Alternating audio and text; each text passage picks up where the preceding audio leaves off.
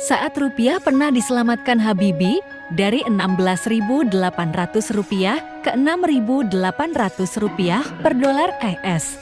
Nama Presiden ketiga RI, B.J. Habibie, kembali ramai diperbincangkan publik di tengah pelemahan rupiah yang kini menyentuh kisaran Rp17.000-an per dolar AS.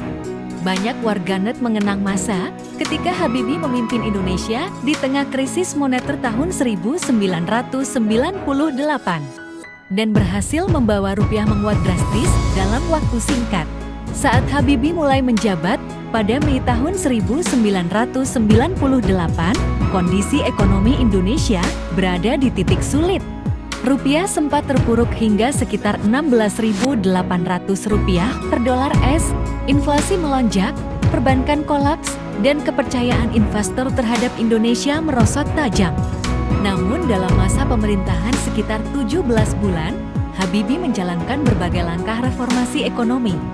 Mulai dari restrukturisasi perbankan, stabilisasi moneter, hingga pemulihan kepercayaan pasar. Perlahan namun pasti, nilai tukar rupiah berhasil menguat hingga berada di kisaran Rp6.800 per dolar AS pada Juni tahun 1999. Di balik keberhasilan itu, ada pengorbanan besar yang harus diambil Habibie.